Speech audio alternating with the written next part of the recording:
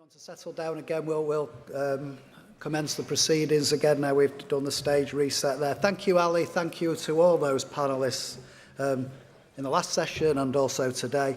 I think there's been so much food for thought and so many takeaways on really important issues and areas. And, you know, that's really interesting work. So now we're moving into the home straight. We've got the Information Commissioner and her executive team answering all your questions posed in the video booth. In the unlikely event that anyone's not been paying attention during today's proceedings, I'll briefly reintroduce them. Elizabeth Denham, CBE, Information Commissioner. Steve Wood, Deputy Commissioner and Director of Strategic Policy. Simon McDougall. If you've forgotten who Simon is, you really do have a memory loss problem there. But anyway, he's the Executive Director of Technology Policy and Innovation. And introducing to you, James Dipple-Johnson, who's the Deputy Commissioner and Executive Director for our operational areas.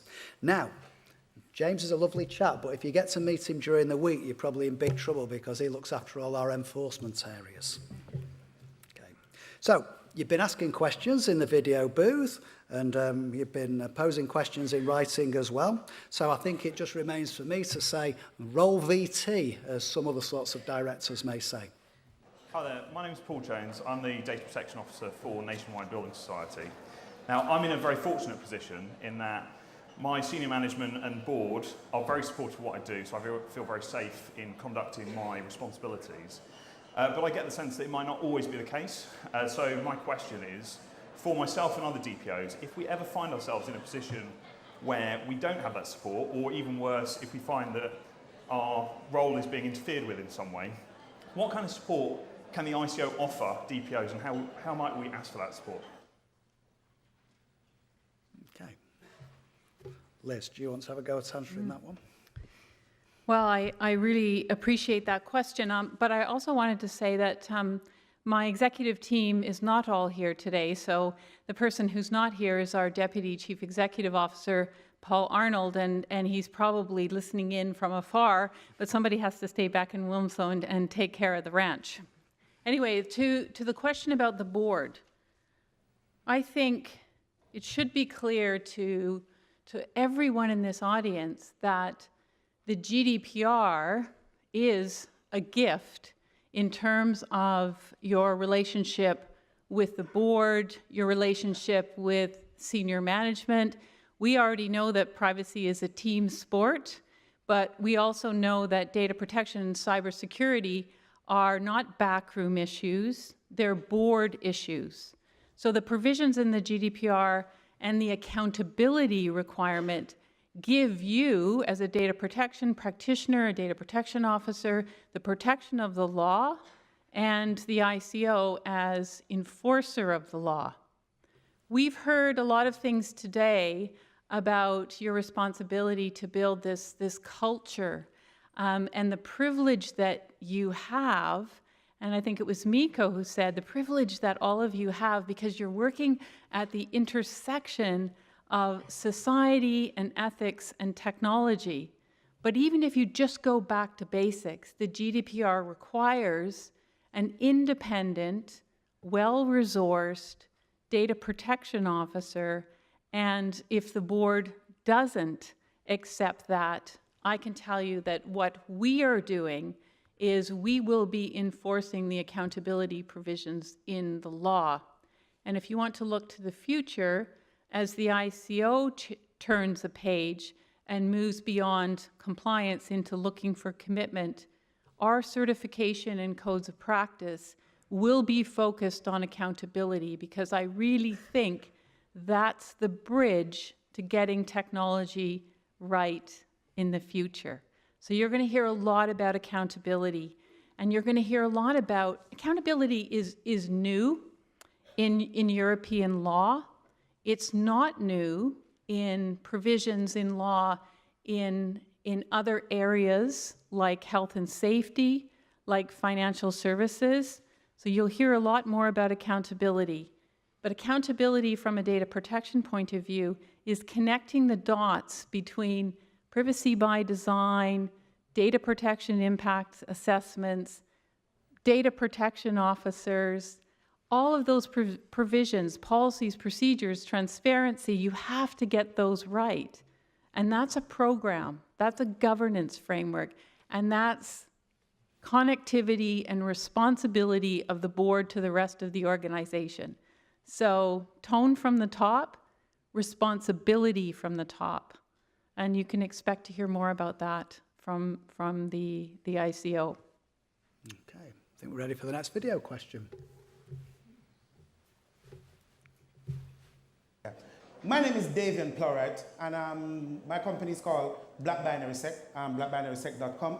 My question for the Information Commissioner is, as it relates to children's rights, digital privacy for children after Brexit, and within local authorities processing, because children's rights need to be protected. And I'm aware the Commission is doing great work in that regard, but what more steps more steps will she be taking to protect children's rights as it relates to local authority processing? Okay, Steve. Yeah. Thank you very much. I'm happy to answer that question. And I think that the first thing to say is we are now putting children's rights front and centre in our strategic thinking at the ICO. And the work that we're doing on the age-appropriate design code that was referenced earlier this morning is a really important work. And certainly in my 12 years at the ICO, it's a piece of work that I'm really excited about, and I think really creates a really important opportunity for us to make a real difference in how online services are designed with children in mind at the outset. And we're going to consult on that age-appropriate design code of practice very soon, and you'll see that coming out. We also have the importance of the rights of children in our regulatory action policy as well. So we talk about children as a key group when considering where we should be directing our enforcement action as well. In terms of the part of the question as well, which referenced local authorities and data sharing, I guess, in the public sector, those contexts as well in terms of when can information about children be shared proportionately, respecting the necessity concept in GDPR is obviously a really important area as well. And obviously sometimes it's important to share data. If we think about the current debates about knife crime and gangs, we recognize that, but equally that sharing's got to be done within the parameters of the law and to respect those key concepts of proportionality. We'll also be updating our very well used data sharing code of practice soon as well.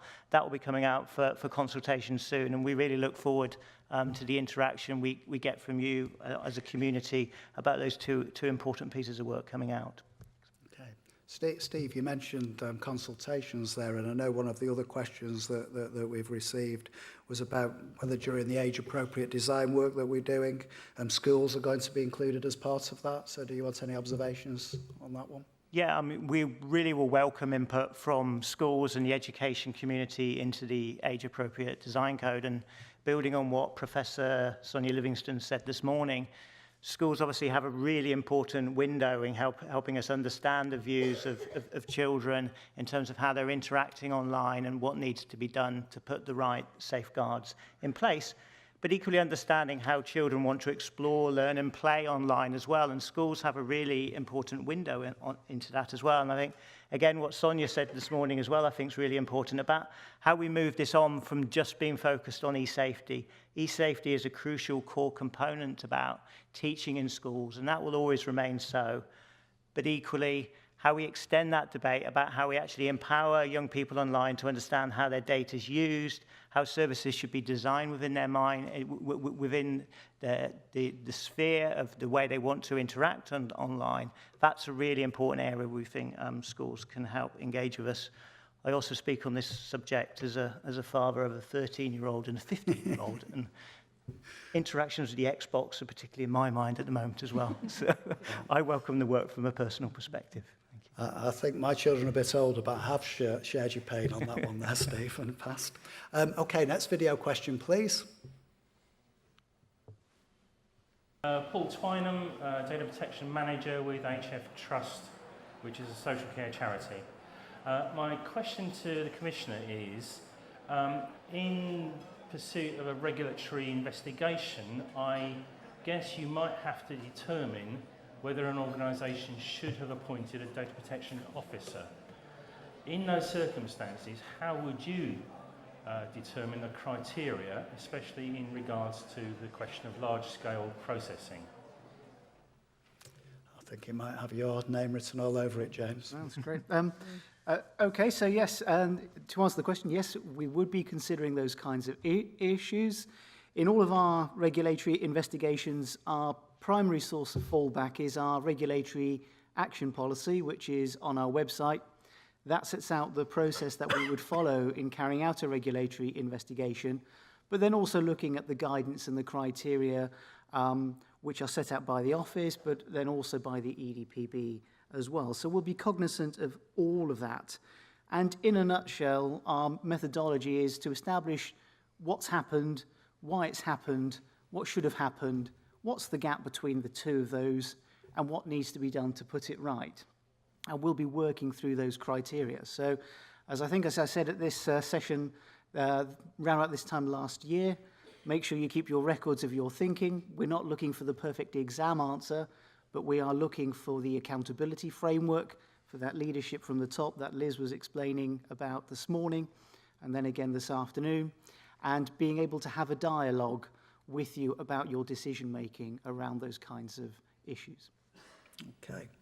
And just to put in one of the written questions and areas that we've had, I think we understand from some of the feedback that came back from the Innovation Hub stand that had a few questions along the lines of organisations being innovative and engaging with new technology, but they're not necessarily getting the DPO involved. I suspect that's the pain that many of you have shared over the years there. So is there any way that we can address that, make sure the DPO's involved? Simon, you might have a thought about that, given the innovation context of this. It's a great question, and we've all been there when you get a call on Friday night, 4 o'clock. Oh, we've got this little thing that's going to go live on Monday, and we need you to sign it off. You go, yeah, and then you get an email, and it's a bumper batch of stuff, and you have to be the department that says no, and that's not very pleasant. That's always going to happen sometimes in any organisation. If that's happening all the time to you, then I think it's worth saying, well, what is going wrong here? And I would advocate a carrot and stick approach here. I think in terms of the carrot, then there is an awful lot to be said for engaging with the people who drive change in your organisation. Engage them early, engage them often. No matter how important we all think data protection is, to the people driving change in the organisation, driving innovation, it's not going to be top of their list all the time. And so the only way to actually cut through to them and get them to know that you are a positive, engaged individual who wants to work with them and help them realise the value in what they're doing without breaking any rules and being privacy respectful. The only way to do that is to keep on hammering away and keep on engaging early and often. So I think that's the first thing is that culture, that organisational piece. At the same time, I think PIAs and DPIAs are your friend in this situation, and that's something which I think is increasingly recognised post-GDPR, but also just recognised as good practice in organisational risk management and project risk management. So I would be encouraging everybody to really think through, how do I make sure that running a privacy impact assessment, running a data protection impact assessment when required, is really embedded in the organisation, so that whoever is driving the innovation knows it's something they have to get going on early, and they know at certain points in time then they have to come with you with their interesting questions, and hopefully not at 4 o'clock on a Friday afternoon. Okay, I think we'll have our next video question. Hello, my name is Laurie Sutman. I'm a director at Privacy Specialists, and we work with a variety of companies. I'm wondering whether, in fact, the ICO stratifies the way that it deals with things based on the risk assessment, so that it deals with high volume, high impact much more quickly than, for say, high volume, low impact queries. An example might be sending out leaflets for charities. That's obviously high volume but low impact because they can throw them away. What would be your assessment of that? James, I think that's one for you. Yeah, that's absolutely fine. Again, yes, at the heart of our regulatory action policy is the concept of threat and risk, and that covers all of our work, not just our investigative work, but also the work that my teams do on audits, and also in terms of responding to the many thousands of requests we get from citizens to help them with their data protection concerns. And as part of that work, we are trying to do both of those issues, deal with the high volume, which might be described as low impact, but actually is still really important to that citizen or that organization which is involved in those instances and those complaints, as well as identifying the trends and patterns which come from dealing with that volume to make interventions either a systems or a sector level, right the way through to what we call our high priority investigations department, which is bringing together multidisciplinary teams from across the office, including investigators, auditors, lawyers, technical specialists from Simon's department, and policy colleagues from Stephen's department, to actually look at some of these big issues. And a classic example recently has been our work on the Cambridge Analytica Facebook file, but also at a more local level, the Gangs Matrix case, which we announced last week and earlier in the summer, where a multidisciplinary approach has been needed to draw a pattern of complaints together to have that intervention. And that is something I can see continuing to be part of our work. Okay, thanks, James. Just while we're on the subject of enforcement, we've also had a question about whether we'd seen any differences emerging between the attitudes and operations of the different lead supervisory authorities at EU level. Now, that's a really interesting answer. We might do a double act, because okay. between us, I think we both get an overview. So it's very much early days. We do talk a lot with our colleagues in the other authorities across Europe. From my side, through the enforcement subgroup, the social media working group, and also the fines task force, where we are looking at these issues of consistency, common challenges, and common responses. And I'm always struck by how similar the issues and trends and patterns coming through that work. We're still looking for cases to come through the consistency mechanism, so I suppose that will be the true test of where we are at with consistency, but certainly a lot of the issues we are looking at and how we're responding to them show a good degree of collaboration. Steve. Thanks, James. And just to add a little bit more from that, from my perspective, from the interactions I've had in the European Data Protection Board since May of last year, but also we have a strong anchor in place now at European level, which is all of the guidance we agreed, actually, which we put a fantastic amount of effort into at European level, which the ICO played a very strong role in. And that guidance we've already got in place is the anchor for us being consistent. We have to use that guidance as our starting point. And we are actually starting to learn to use the consistency mechanism in practice. So for those of you who look on the EDPB website, we've undergone the activity of putting together all of the lists in terms of the triggers for conducting a data protection impact assessment. That all went through the EDPB process in the last year. And we're learning as a group of authorities in the EU to make that process work. It probably won't be perfect yet. No, the group is still genuinely learning, but we've got a good solid foundation there now in Europe. Thanks. Okay, thank you. I think we're ready for the next video question. My name's Chris Richardson from Obsequio Software. We're a software company that does a lot of data protection software.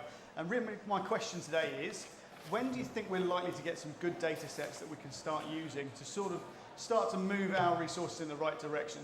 We want to make sure that we're providing the best technology for the market and making sure we're solving the right problems, but we really need some data to be able to do that. So that's my question. When do you think we'd like to get some great data that we can use? Okay, James, I think you might be generating some of that data. So there's already great data on the ICO website, if I can plug the ICO website. We did, however, say that we would, after a year of the new GDPR arrangements, look to brigade some more meaningful analysis of what we've seen from the different parts of the office.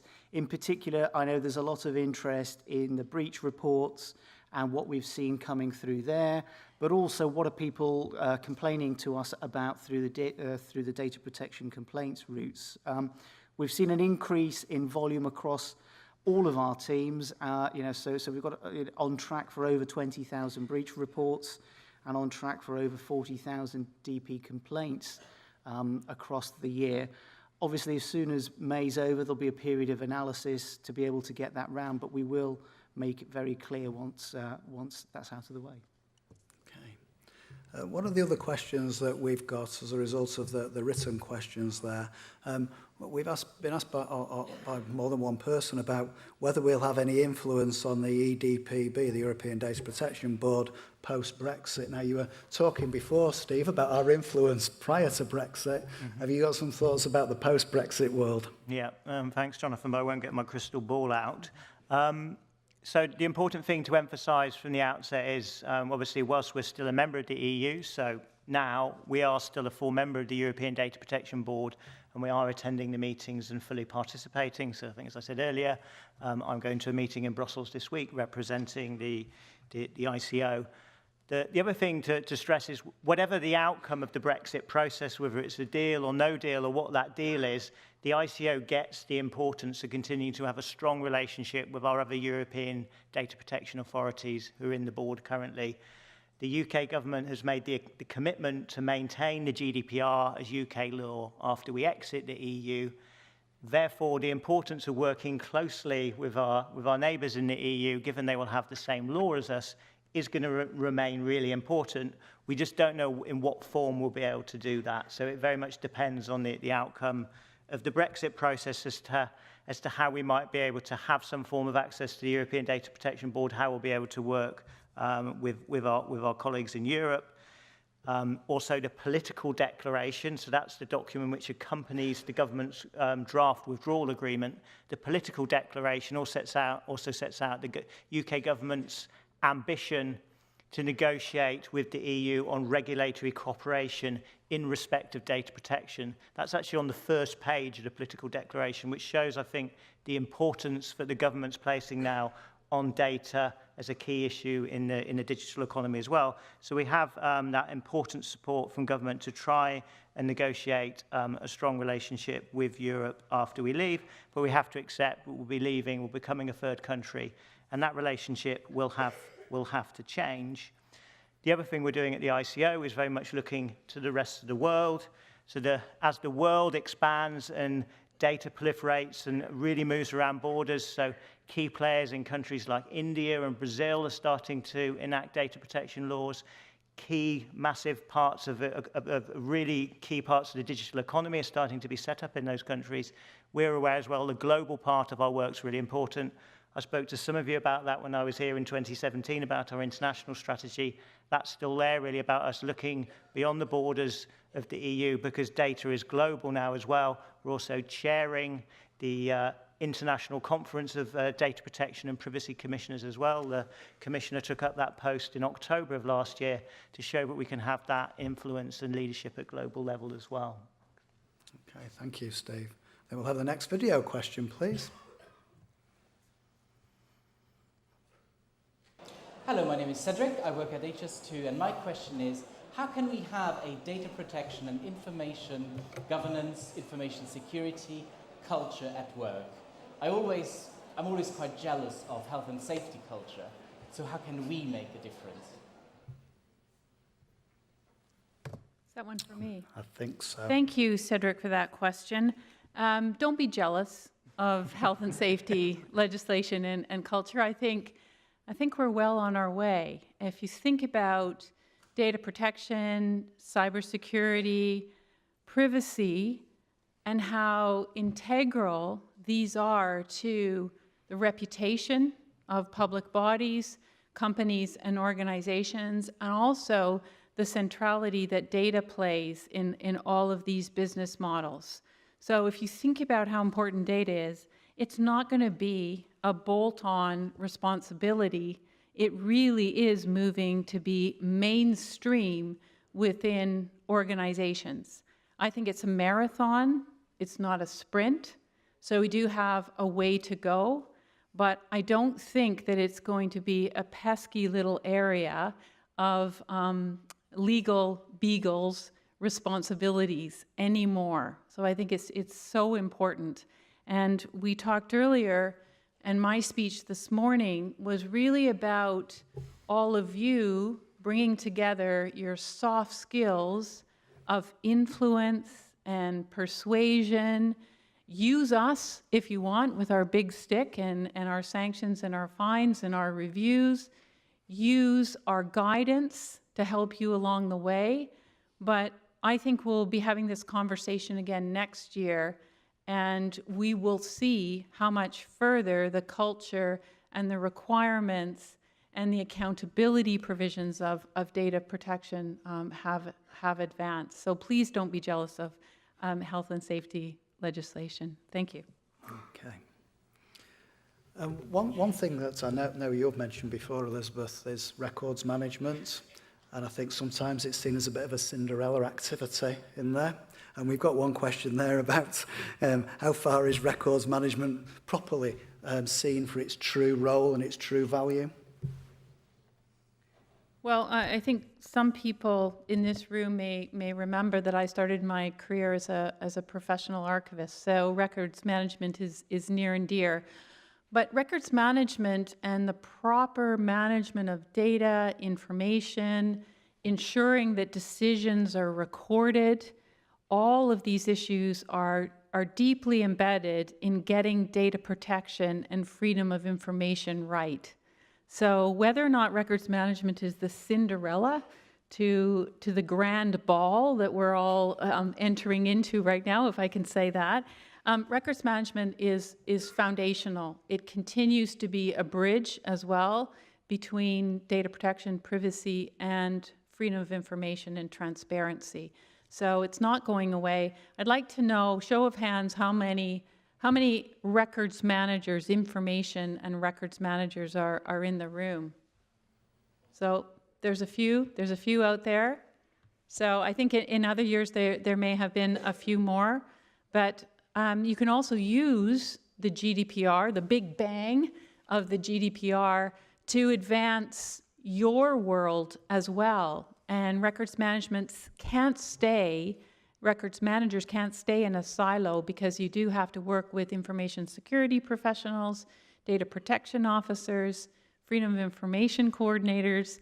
So it's all about data and information, and we have to get it right. Okay, thank you. I've got one eye on the clock because we do want to finish on time. So really a sort of final question to each of you.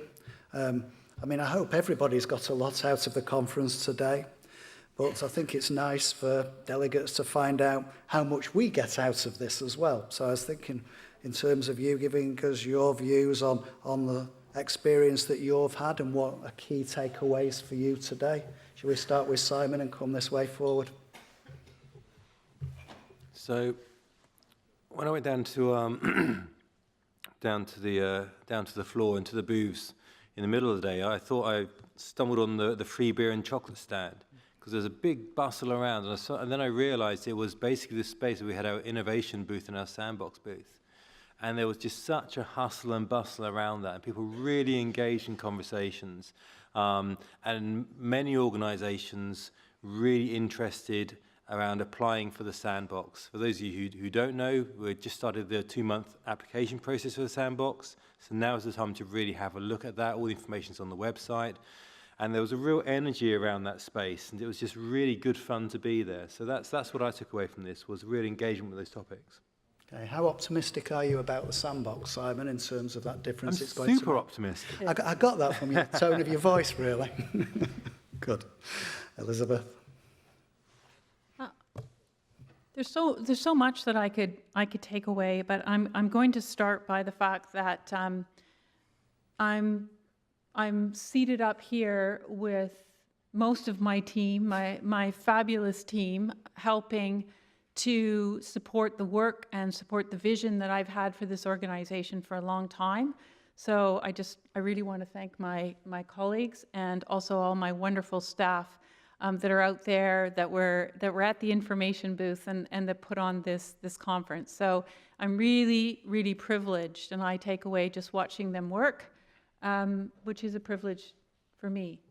But when I think about today and all the conversations that I had in the hallway, sometimes in the loo, in the lineup for lunch, and certainly out by the stands, I was really struck by the number of new practitioners that are here, first timers. Can I see your hands? I know I'm always calling for hands up. Wow. Look at that. Wow. So, I mean, it really struck me that I met so many people for the first time.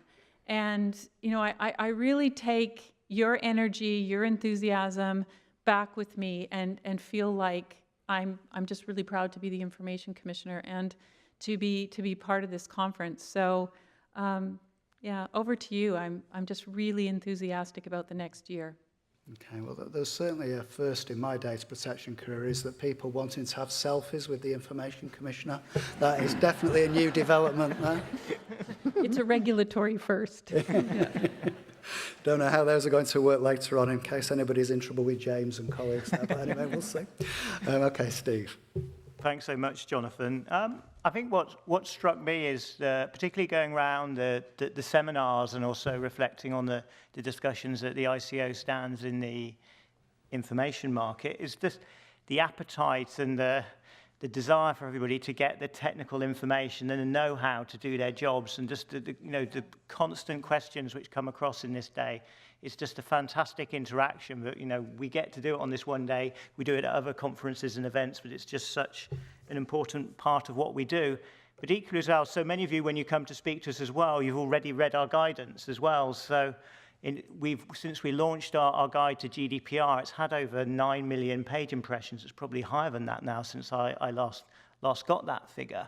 And I suspect you're responsible for a lot of those page impressions. And the engagement we get from you on our guidance, and equally the feedback about where you say where we've got gaps, or why won't you produce guidance on topic X, or why haven't you updated this code of practice yet, or this guidance document. All of those interactions and pieces of feedback we get from today, it's a vital part of the day, that interaction. So I think as much of the business taking out there is as important as the business in here. So that's my key takeaway. Okay. James, you've been taking a list of names of poor practice or anything like that? Not at all. Okay. What I take away, something much more useful than a list of names, is a sense of the variety and the diversity in the room, both in terms of the issues but also the challenges that people are facing. When we're back at the ICO on the regulatory side, looking at our own systems and processes and ways of working, one of the challenges from the team is, well, why are you building in so much discretion and flexibility? And, it'd be easier just to have one process and we could all follow one process. But it always reinstills me with strength that actually just one single process, one single route wouldn't work for the many varied challenges you are all facing. So it sort of reinforces my view that we're on the right track by building in that flexibility to deal with those challenges. Okay, thank you, James. Well, it's a multi-million-pound conference centre, but there aren't any clocks in here. But time apparently has beaten us, and so we need to draw this session to a close. So thanks to all of you who's braved the video booth there and posed your questions. I will assure you of one thing: even if your question didn't get shown, my colleagues in the Domestic Policy Directorate are having all those passed to them so we can learn from the things that you're interested about and inform our work. So that was not wasted effort, even if you didn't get broadcast there. And thank you, obviously, to my colleagues here for the answers that they've provided. I hope they've been helpful to you in terms of explaining our thoughts on things, from the now to the future, from our domestic work to our international work to our enforcement work. We've covered an awful lot of ground in that. So my last job of the day is to actually close the conference.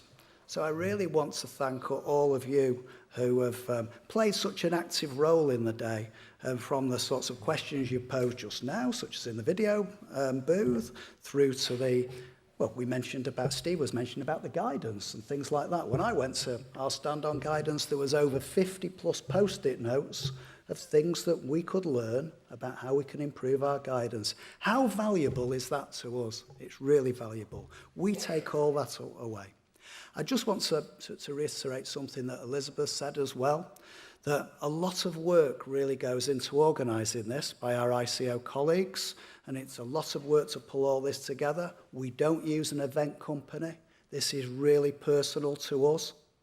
I hope that that desire to help comes through today and through all our work, really. But I'm sure I can thank you, all my colleagues on your behalf, for the hard work in putting this together. I hope that most of all, you all can really understand that we're trying to make efforts to help you do your job. That's the thing that we cherish most dearly in this, that our efforts have been rewarded and that you've found the day both informative and inspiring in equal measure. And I hope that you leave here and walk out into that piercing Manchester sunshine that's always out there in Manchester. The sun always shines on the righteous. Our conference always has sunshine. We hope you leave here with a real spring in your step. That's really important to us, that you've got a spring in your step, that you're all fired up there to make that even bigger difference back in your own organisations. So please have a safe journey all home, and thank you one and all. Thank you.